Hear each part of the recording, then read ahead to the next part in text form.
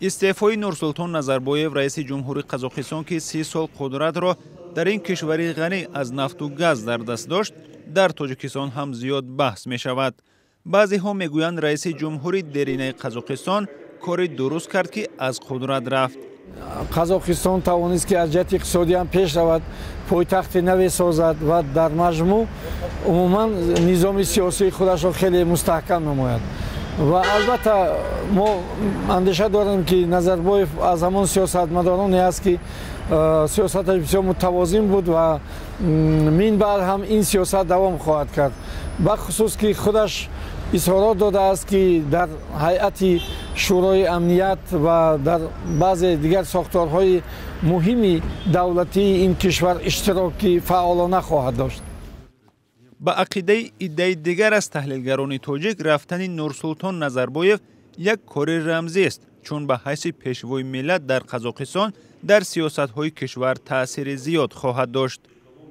خب آنچه که آقای نظربایف دیروز اعلام کرد استعفای خودشه با اون معنی نیست که وی پورا سر قدرت می رود، بلکه تا یک مدت معین از اون منصب هایی که از اون وظیفه هایی که دارد استفاده می کند تا اینکه این شخصی نوی که سر قدرت می بیاید از خط مشی که او کشیده است بیرون نرود. عبدالملک قادیروف همچنین میگوید استعفای نظربایف ظاهراً اقدام برای جلوگیری از مخالفت‌های احتمالی هنگام انتقال قدرت است.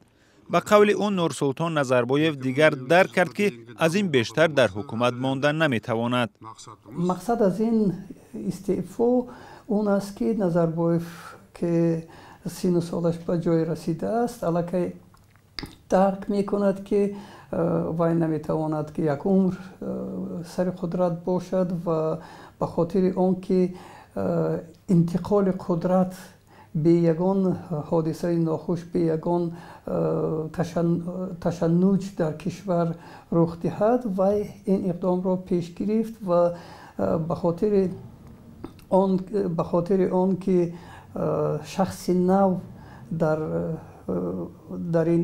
سر قدرت به سر قدرت بیاید و اون خط مشی خودش را معین کند و این استعفا را داد. بعضی ها از کاربران شبکه‌های اجتماعی از تاجیکستان در فیسبوک نوشتند که شاید دیگر رهبران درینه آسیای مرکزی هم از نورسلطان نظربایف عبرت بگیرند. بعضی دیگر گفتند بسیار شادی نکنید زیرا اصلا چنین نخواهد شد.